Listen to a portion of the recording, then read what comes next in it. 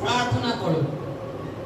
আমরা মণ্ডলীতে আসি, প্রার্থনা করি, আমার পরিবারের এ হচ্ছে, আমার পরিবারে এ হচ্ছে না। বাইবেল এটা আমাদের বলছে তোমরা একে অপরের কাছে শোনো, জিজ্ঞেস করো যে তোমার কি সমস্যা আছে দিদি ভাই। সে বলছে এই সমস্যা, তুমি তার কাছে জিজ্ঞেস করো, সে তোমার কাছে জিজ্ঞেস করে তোমার কি সমস্যা, তুমি তার জন্য প্রার্থনা করে, সে তোমার জন্য প্রার্থনা করবে। আর সেই প্রার্থনাটা গুরুত্বপূর্ণ হবে ঈশ্বরের নিকটে, সেই প্রার্থনাটা বেশি কার্যকারী হবে।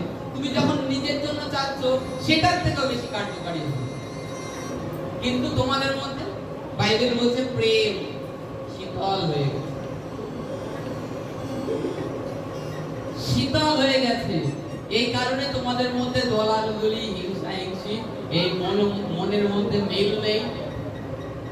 ভুলে যাও, যদি ঈশ্বরের রাজ্যে পৌঁছাতে পারো, পৌঁছানোর ইচ্ছা থাকে, তাহলে আমি বলবো এখানে নিজেকে ঈশ্বরের রাজ্যের জন্য, প্রভু যেরকম বলেছে, আমি যেরকম, যদি আমাকে বিশ্বাস করো, প্রভু বলছে আমার আজ্ঞা সকল পালন করো। তার আজ্ঞা বাইবেলে আমাদেরকে দিয়েছে। যখন সেই আজ্ঞাকে আমরা মানি, মেনে চলি, তখনই ঈশ্বরকে মানা হয়। আর যখন তার আজ্ঞা না মানি, তখন হয় লোক দেখানো। জাস্ট মণ্ডলীতে আমি উপস্থিত, আমার শরীর উপস্থিত, আমি সৎসঙ্গে চলা বসা, মানে আমার চলা বসা সৎসঙ্গে হয়, আমি সৎসঙ্গে যাই, লোকে জানে যে সৎসঙ্গে যায় এর মধ্যে ভালো জ্ঞান আছে, ভালো বুদ্ধি আছে। না, জ্ঞান জগতে প্রচুর আছে, তুমি প্রচুর পেয়ে যাবে, অনেক দামি দামি পুস্তক আছে, তার থেকে অর্জন করতে পারবে। কিন্তু পবিত্র আত্মার যে শান্তি, প্রেম, সেটা সেখানে পাবে না। আর ঈশ্বর খালি জ্ঞান দেওয়ার জন্য নয়, তোমাকে পবিত্র আত্মার প্রেম, শান্তি, ধৈর্য, এই সমস্ত প্রকার বরদান দেওয়ার জন্য তোমাকে আহ্বান করেছে। সেই বরদানটা নেওয়ার জন্য তুমি আদৌ কি তৈরি? না যা দেখবার মতো, দেখানো, লোক দেখানোর মতো উপস্থিত হচ্ছ? তোমার জীবনশৈলী কি তুমি পরিবর্তন করছো? এটাই বাইবেল থেকে শিক্ষা দিচ্ছে। আমি গত সপ্তাহে বলছিলাম, গত 1 মাস হয়ে গেল আমি এই বিষয়ে বলে যাচ্ছি, কারণ পবিত্র আত্মা আমাকে এই নিয়ে চেতনা দিচ্ছে। প্রেম ঠান্ডা হয়ে গেছে মণ্ডলীতে।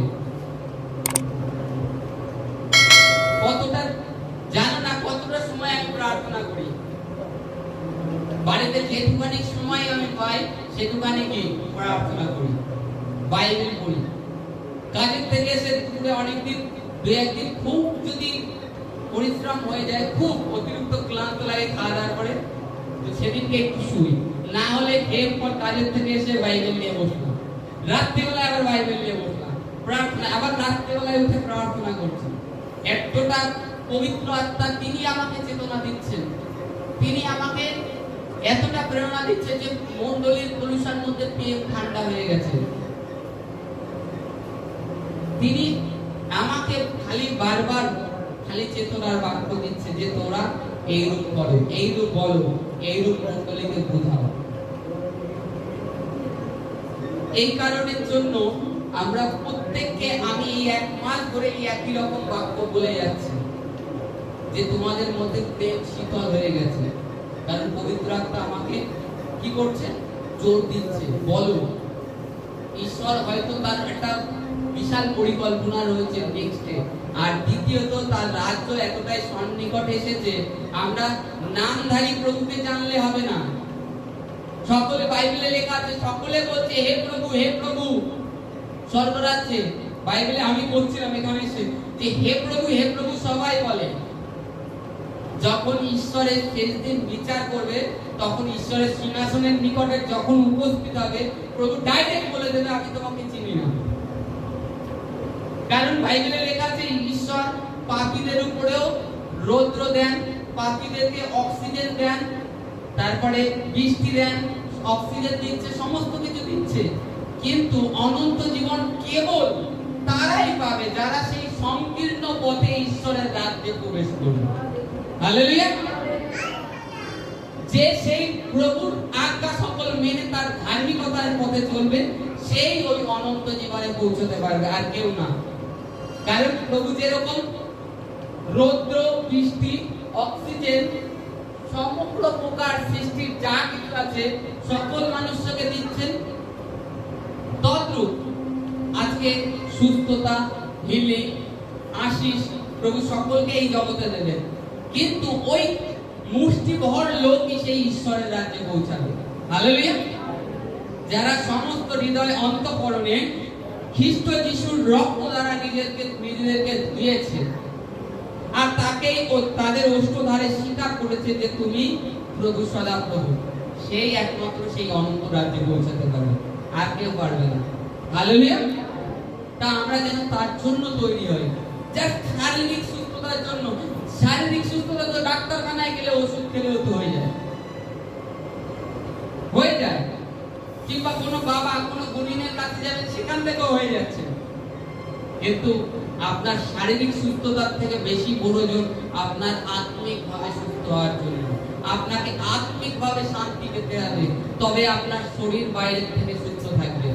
আপনার হৃদয় যখন শান্ত থাকবে, গত সপ্তাহে বলছিলাম সমুদ্রের ঢেউ হয়, উথাল পাতাল উপরেই হয়, নিচে শান্ত থাকে। তদ্রূপ আপনি যখন প্রভুর সমস্ত বিধি মানবেন, তার বাক্যকে ফলো করবেন, উপরে উথাল পাতাল যতই হোক, ভিতরে আপনার মধ্যে শান্তি থাকবে।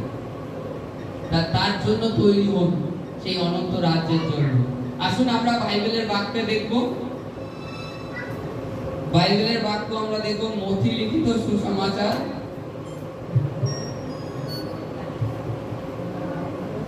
মথি লিখিত সুসমাচার 21 অধ্যায়।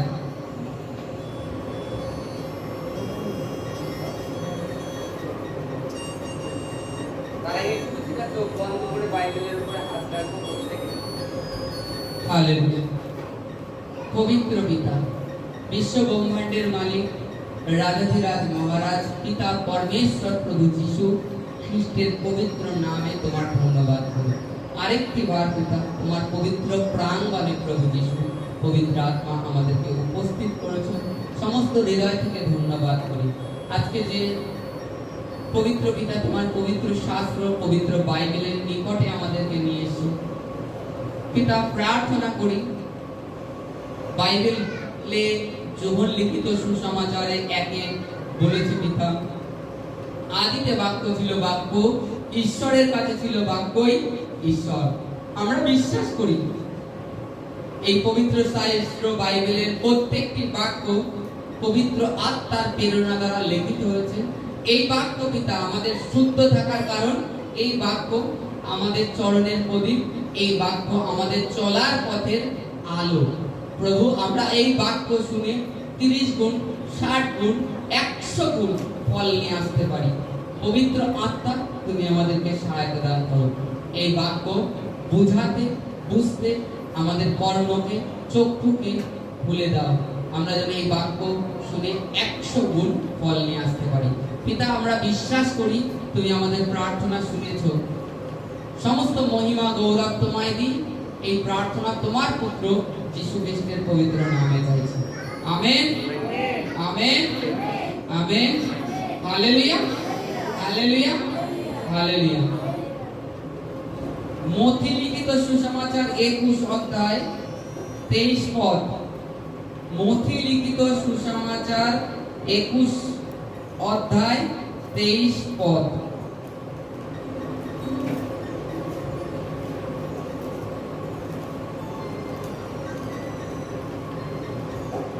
23 পদ থেকে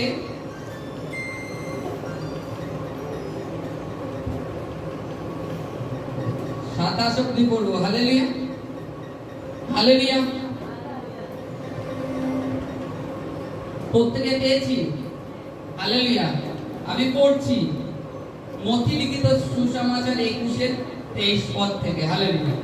পরে তিনি ধর্মধামে আসিলে পর তাহার উপদেশ দিবার সময় প্রধান যাজকেরা লোকেদের প্রাচীন বর্গরা নিকটে আসিয়া বলিল, তুমি কি ক্ষমতায় এই সকল করিতেছ, আর কে বা তোমাকে এই ক্ষমতা দিয়াছে? যিশু উত্তর করিয়া তাহাদিগকে কইলেন, আমি তোমাদিগকে একটি কথা জিজ্ঞাসা করিব, তাহা যদি আমাকে বলো, তবে কি ক্ষমতায় এ সকল করিতেছি তাহা আমি তোমাদিগকে বলিব। যোহনের বাপ্তিস্ম কোথা হইতে হইয়াছিল? স্বর্গ হইতে না মনুষ্য হইতে? তখন তাহারা পরস্পর তর্ক করিয়া বলিল, যদি বলি স্বর্গ হইতে, তাহা হইলে এ আমাদিগকে বলিবে, তবে তোমরা তাহাকে বিশ্বাস করো নাই কেন? আর যদি বলি মনুষ্য হইতে, লোক সাধারণে ভয় করিত, কারণ সকলে যোহনকে ভাববাদী বলিয়া মানিত। তখন তাহারা যিশুকে উত্তর করিয়া কহিলেন, আমরা জানি না। তাহাদিগকে কহিলেন, তবে আমি কি ক্ষমতায় এ সকল করিতেছি তোমাদিগকে বলিব না। হালেলুয়া। এখানে কিছু প্রাচীন বর্গ মানে বয়স্ক পুরাতন সদস্য যারা হয় তাদেরকে প্রাচীন বর্গ বলা হয়। কিংবা অধ্যক্ষ যাজকরা এসে প্রভু যিশুর কাছে জিজ্ঞেস করছেন, তুমি যে এই সমস্ত কার্য করছো, প্রভু কি কার্য করছিলেন? তিনি কার্য করছিলেন, অন্ধকে দৃষ্টি দিচ্ছিলেন, মৃতকে জীবন দান করছিলেন, কুষ্ঠকে সুস্থ করছিলেন, প্লাস তিনি ধর্মধামেকে উপদেশ দিতেন কি তোমরা মন ফিরাও, স্বর্গরাজ্য তোমাদের সন্নিকট হয়েছে, স্বর্গরাজ্য তোমাদের কাছে চলে এসেছে, তোমরা মন ফিরাও, পাপ ত্যাগ করো, অন্ধকারের কার্য ত্যাগ করো, চুরি করো না, মিথ্যা কথা বলো না। এই সমস্ত বিষয় প্রভু শিক্ষা দিতেন, তাদেরকে বলতেন। হালেলুয়া। তাদেরকে বলতেন। তখন সেই প্রাচীন বর্গরা তাকে প্রশ্ন করে পাঠালো তার কাছে গিয়ে, যে গুরু, আপনি যে সকল কার্য করছেন, একে আপনাকে পাওয়ার দিয়েছে এই করার জন্য? কে ক্ষমতা দিয়েছে? কি রাজা কৈশোর দিয়েছে আপনাকে পাওয়ার? না পিলাত দিয়েছে, না হেরোদ দিয়েছে? যিশু খ্রিস্ট তখন তাদেরকে কি উত্তর দিলেন? তিনি বললেন যে ঠিক আছে, আমার প্রশ্ন যেটা তোমরা করেছো আমাকে, আমি অবশ্যই তোমাদের এই প্রশ্নের উত্তর দেব। আমি এই যে করছি ঈশ্বরের সুসমাচার, এটা অবশ্যই তোমাদেরকে উত্তর দেব, কিন্তু তার আগে তোমাদেরকেও আমার একটা প্রশ্নের উত্তর দিতে হবে। হালেলুয়া।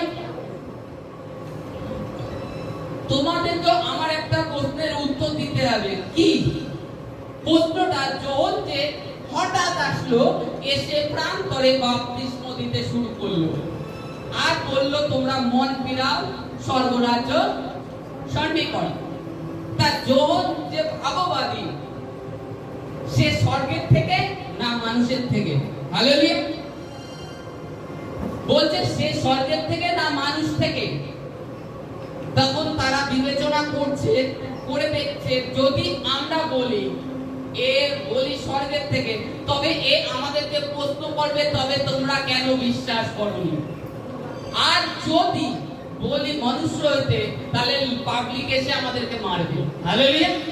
যদি বলি মানে লোকের যোহনকে বাপ্তিস্ম দেওয়ার জন্য তৈরি করেছেন, তাহলে লোকে পাবলিক এসে আমাদেরকে মারবে।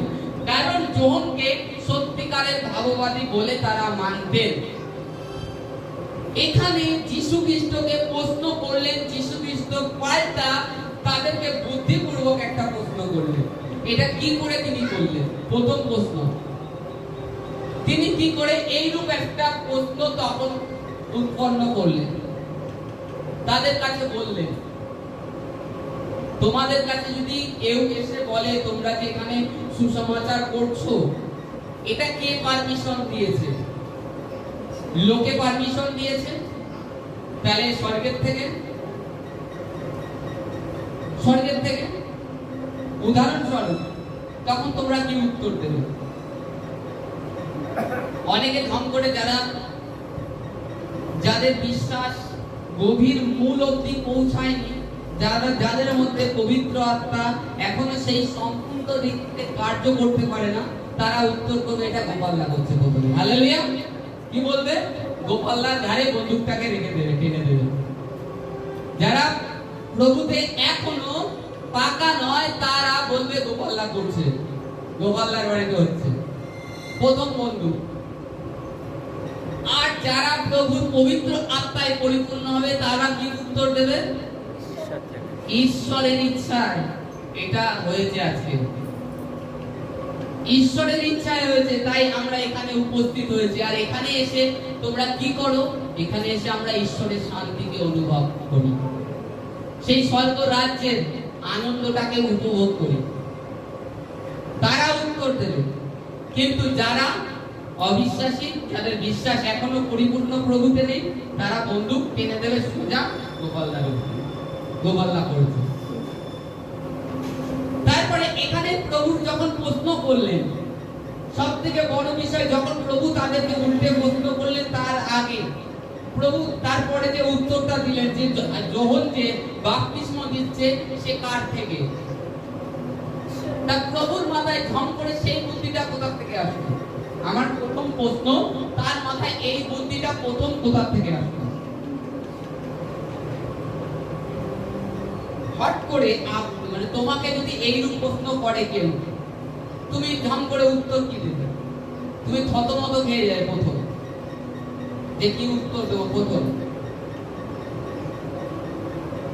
যার জন্য বাইবেলে লেখা রয়েছে তোমরা সদাপ্রভুকে ভয় করো, আর তোমাদের মুখের বাক্য যখন যেটা দেওয়ার প্রয়োজন পবিত্র আত্মা তোমাকে দেবেন। তোমরা অবিরত জেগে থাকো, প্রার্থনা করো যেন পরীক্ষাতে না পড়ো। এটা হচ্ছে পরীক্ষা। প্রভুর কাছে তারা কিছু পরীক্ষা নিয়ে এসে হাজির করেছিল যে প্রভুকে কিভাবে ফাঁদে ফেলতে পারে। কিন্তু প্রভু যিশু তিনি পবিত্র আত্মায় পরিপূর্ণ থাকতেন। পবিত্র আত্মায় পরিপূর্ণ থাকার কারণে পবিত্র আত্মাই তাকে বুদ্ধি দিয়ে দিতেন, তার মুখে বাক্যটা পবিত্র আত্মা দিতেন। আমরা যদি দেখি যখন ব্যভিচারী স্ত্রীকে প্রভু যিশুর কাছে নিয়ে আসা হয়, তখন বলছে, হে গুরু, ব্যবস্থা মসজিদ ভাববাদী গ্রন্থে লেখা আছে যে ব্যভিচার কার্যে ধরা পড়ে তাকে পাথর মেরে মেরে মেরে ফেলা উচিত। তা আপনি কি বলেন? তখন প্রভু কি করলো? সঙ্গে সঙ্গে আঙুল দিয়ে মাটিতে লিখছে। কি লিখছিল? পুরাতন সেই ব্যবস্থা, মসজিদ ব্যবস্থা। কিন্তু এই ব্যবস্থাকে পরিবর্তন করতে এসেছেন। পরে যীশুখ্রিস্ট বললেন, যারা তোমাদের মধ্যে নিষ্পাপ তারাই পাথর মারুক। তিনি নতুন এই ব্যবস্থাটাকে লিখছিলেন। এই পুরাতন ব্যবস্থাটাকে পরিবর্তন করবার জন্য নতুনটাকে তিনি লিখছিলেন বসে বসে। মেরে কাউকে শুধরানো যায়নি, প্রেম দিয়ে তাকে শুধরাতে হবে। হালেলুয়া। অনেককে তুমি মানে মন্দ গালাগালি বকা ঝোকা দাও যাবে না। যখন মিষ্টি মুখে একটা কথা বলো যে বাবা শোনা যা না একটু, তখন দেখবা তুমি ঠিক আছে যাচ্ছি, এরকম ঠিক আছে যাচ্ছি। কারণ সব সময় মেরে ধরে কাজ হয় না। তাই প্রভু দেখলেন পাথর দিয়ে মেরে ফেললে হয়তো আজকে এই স্ত্রীটাকে মেরে ফেলা হতো। আর এখানে ওই স্ত্রী যে ব্যভিচারের কাজে ধরা পড়েছে তা নয়, যীশু খ্রিস্টের পরীক্ষার জন্য এসেছে। কিন্তু তিনি ঈশ্বর, তিনি প্রভু যেরকম পূর্ণ ঈশ্বর ছিলেন, তিনি পূর্ণ মানুষও ছিলেন। দুঃখ, কষ্ট, বেদনা, খিদে, ঘুম সমস্তই তার ছিল। সেই সমস্তকে তিনি জয় করেছেন। তিনি প্রার্থনায় থেকে দেখিয়েছেন যে একটা মানুষ কিভাবে সমস্ত পরীক্ষার থেকে, শয়তানের চাতুরি থেকে রক্ষা পেতে পারে, তাকে কিভাবে চলা উচিত। প্রার্থনার মাধ্যমে, পবিত্র আত্মায় পরিপূর্ণ থাকার কারণে সমস্ত পরীক্ষা তোমার কাছে পুরো স্পষ্ট ক্লিয়ার হয়ে যাবে। জলের নিচে অনেক জায়গায় আমরা গিয়ে দেখি, যেরকম এই অগ্নিকন্যা পার্কে যদি যান, যে ইয়ে করা রয়েছে সুইমিং পুলটা, সেই পুলের মধ্যে একটা টাকা ফেলবেন, দূরের থেকে দেখা যাবে। কারণ জলটা এত স্বচ্ছ পরিষ্কার যে ওপাশে কি আছে দেখা যাচ্ছে, তলায় কি রয়েছে। জলটা সবসময় পরিষ্কার। তদ্রূপ আমরা যখন পবিত্র আত্মাতে পরিপূর্ণ হই, তখন পবিত্র আত্মা আমাদের সম্মুখে আগামী বিষয় ওরকম কাচের মতো পরিষ্কার করে দেন। এপাশ থেকে ওপাশে দেখতে পাই। পরের দিন, নেক্সট দিন কি হবে, সামনে নেক্সট দিন কি হবে, পবিত্র আত্মা আমাদেরকে দেখিয়ে দেন। আমাদের চোখটা এইরূপ খুলে দেন পবিত্র আত্মা। কি কখন কাকে কি বাক্য বলতে হবে, সেই বাক্যটাও ঈশ্বর দিয়ে দেন। কিন্তু ঈশ্বরের আওয়াজটাকে শোনার জন্য আমরা তৈরি নই। আমি প্রথমে বলেছি প্রেম ঠান্ডা হয়ে গেছে, প্রেম ঠান্ডা হয়ে গেছে, এর জন্য নিজেদেরকে তৈরি হতে হবে। আর দ্বিতীয়ত, যে সময় যে প্রশ্ন তোমাদের সম্মুখীন, যে কোনো পরীক্ষা আসবে, সেই সমস্ত পরীক্ষা থেকে ঈশ্বর সদাপ্রভু তোমাদেরকে রক্ষা করবেন, ঈশ্বর সদাপ্রভু তোমাদেরকে বের করবেন, কারণ ঈশ্বর তোমাদেরকে ভালোবাসেন অলরেডি। আজকে আমরা বলি পুরানো বিশ্বাসীরা যে প্রভুর আওয়াজকে আমি শুনতে পাচ্ছি না, প্রভুর আওয়াজ কিংবা বাক্য আমার নিকটে পৌঁছাচ্ছে না। প্রভু কি আমাকে পরিত্যাগ করলো? প্রভু কি চলে গেল? না, প্রভু তোমাকে পরিত্যাগ করেনি, প্রভু তোমাকে ভুলেও যায়নি, তোমার থেকে বেরিয়েও যায়নি, খালি তুমি প্রভুকে আগের মতো প্রেম করছো না। এই কারণের জন্য প্রভু তোমার সাথে নিয়ত কথা বলে, নিয়ত কথা বলে, তোমার সমস্ত আগামী বিষয় তিনি বলে, কিন্তু তোমার শোনার কানটা বন্ধ হয়ে গেছে, তোমার কান জগতের দিকে চলে গেছে, তোমার চোখ জগতের দিকে চলে গেছে, তুমি তোমার শারীরিক বিষয় হয়ে যাচ্ছ, সাংসারিক বিষয় ভেবে যাচ্ছ। এটা ভাবছো না যে আমাকে আগামী সেই অনন্ত রাজ্যের জন্য তৈরি হতে হবে, এটা ভুলে গেছো। এই কারণে তুমি জগতের দিকে দৃষ্টি করে নিয়েছো, ধনের দিকে দৃষ্টি করে প্রভুকে ভুলে গিয়েছো, প্রভুকে সময় দিচ্ছ কম। এই কারণে প্রভুর দর্শন তোমার কাছে এখন পৌঁছালেও তুমি বুঝতে পারছো না, প্রভু স্বপ্নের মাধ্যমে কথা বললেও সেটা আর তোমার মনে থাকছে না, কারণ তুমি শারীরিক ভাবে জীবনযাপন করছো, আধ্যাত্মিক ভাবে জীবনযাপন করছো না। এই কারণে তুমি পরীক্ষায় পড়ছো, পরীক্ষার থেকে বেরোনোর পথ তুমি পাচ্ছ না। এখানে প্রভুর কাছে কি পরীক্ষা নিয়েছিল প্রাচীন বর্গেরা, যে আপনি যা কিছু করছেন কোন ক্ষমতায়, কে বা আপনাকে ক্ষমতা দিয়েছেন?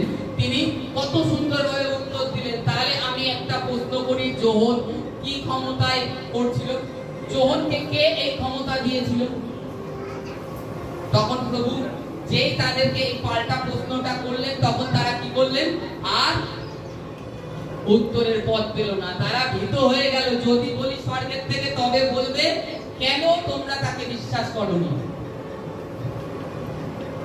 আর যদি বলি মানুষ থেকে, তাহলে পাবলিকে এসে আমাদেরকে মারবে। তখন তারা নিরুত্তর হয়ে ফিরে গেল। যখন তোমরা প্রভুর নিকটে থাকো, প্রভুর আজ্ঞা পালন করো, পবিত্র আত্মাতে পরিপূর্ণ হতে থাকো, তখন তোমাদের বিরুদ্ধে যা কিছু উঠবে তারা ওইরূপ নিরুত্তর হয়ে চলে যাবে। হালেলুয়া! এখান থেকে শিক্ষা দিচ্ছে আমাদের সব থেকে বড়, তোমরা পবিত্র আত্মাতে পরিপূর্ণ থাকো। পরীক্ষা আসবে না তা নয়, স্বয়ং যীশু খ্রিস্টকে শয়তান পরীক্ষা নিয়েছে, স্বয়ং যে সৃষ্টির মালিক, যে সৃষ্টি সমস্ত নির্মাণ করেছে, তাকে শয়তান অবধি পরীক্ষা নিয়েছে। তাহলে তুমি তো সাধারণ মানুষ, ধুলো সমান, মাটির ধুলো সমান, তোমার আয়ু বাষ্পের স্বরূপ, তাহলে তুমি কতটা নয় পরীক্ষায় পড়বে। এর জন্য তোমাকে তৈরি হতে হবে, সেই 5টা কুমারীর মতো স্বর্গ রাজ্যের জন্য নিজেকে তৈরি করতে হবে। শয়তানের চাতুরির থেকে বাঁচতে হবে। পরীক্ষা আসবে না তা নয়, পরীক্ষা আসবে। যতদিন এই মানব দেহে শারীরিক জীবনে তুমি থাকবে, ততদিন তোমার সম্মুখে পরীক্ষা আসবে। কিন্তু এর থেকে বেরোনোর পথ প্রভু প্রার্থনা বাক্য দিয়েছে। তোমরা প্রার্থনায় থাকো, বাক্য পড়ো, তাতে তোমরা শয়তানের চাতুরির থেকে রক্ষা পাবে। তাই তো কিতর্কে বলেছিল প্রভু, তোমরা প্রার্থনা করো যেন পরীক্ষাতে না পড়ো।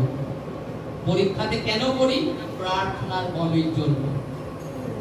যখন প্রার্থনায় থাকি, তখন আর আমাদের নিকটে পরীক্ষা আসলেও আমরা সেই পরীক্ষাতে উত্তীর্ণ হয়ে যাই, পাস করি। তাতে আজকে আমাদের বাইবেল এটাই শিক্ষা দিচ্ছে। কে কি ক্ষমতায় তোমাকে দিয়েছে ওটা বড় বিষয় না। বড় বিষয় এটা যে তোমরা যে ঈশ্বরের সন্তান, তোমাদের মধ্যে পবিত্র আত্মার জ্ঞান আছে, পবিত্র আত্মা কথা বলে, সেটাই তার প্রমাণ। আর তোমরা সঠিক সময়ে উত্তর দিতে সক্ষম হবে। প্রশ্নের যখন তোমাদের কাছে জাগতিক থেকে প্রশ্ন আসবে, তখন তোমরা উত্তর দিতে সক্ষম হবে। অনেকে বলে থাকে তোমরা তো প্রভুর মহিমা, প্রভু যিশু তোমরা ধর্ম পরিবর্তন করেছো ধম করে। কেউ হয়তো হট মেজাজে যখন রেগে যায়, তার মধ্যে এখনো প্রভুর সেই জ্ঞান নেই, সে কি করে? সে কিন্তু তাকে উল্টো পাল্টা বলে দেয়, হ্যাঁ আমাদের কিছু দেয়নি, তার কথা বলিস না, এরকম উত্তর দেয়। কিন্তু তার মধ্যে পবিত্র আত্মার জ্ঞান নেই বলে সে এইরূপ উত্তর দেয়। যার মধ্যে পবিত্র আত্মার জ্ঞান থাকবে, সে তার মুখের বাক্য এইরূপ হবে না, সে অন্যভাবে ঈশ্বরের বাক্য তাকে শান্তিপূর্ণ সহিত তাকে বুঝিয়ে দেবে যে এইরূপ। আমি ভাই কিংবা দাদা এরকম অবস্থায় ছিলাম। তোমাদেরই তো প্রবাদ বাক্যে লেখা আছে যে বিপদের বন্ধু সেই তোমাদেরকে সব থেকে অধিক কাছে হয়। তা আমার বিপদের সময় আমার পাশে আমার প্রভু যিশু ছিল, তাহলে আমি তাকে ভুলে যাই কি করে? এই কারণে আমি প্রভুকে ভালোবাসি। তিনি বিপদে সুখে দুঃখে আমার পাশে থাকে। যখন তুমি প্রার্থনায় থাকবে অবিরত, তখন তোমার থেকে পবিত্র আত্মা কথা বলবে। যখন প্রার্থনায় না থাকবে, তোমার মধ্যে যে এই নেচার প্রকৃতি সেই কথা বলবে। সে কি শিখিয়েছে? মারতে কাটতে নাশ করতে, সেটা শয়তান থেকে এসেছে। হালেলুয়া। তাহলে আমাদের কি আজকে কি শিখলাম? সবথেকে বড় জিনিস যে আমাদেরকে প্রার্থনায় থাকতে হবে অবিরত, শয়তানের চাতুরি থেকে বাঁচার জন্য। Hallelujah, hallelujah. আরে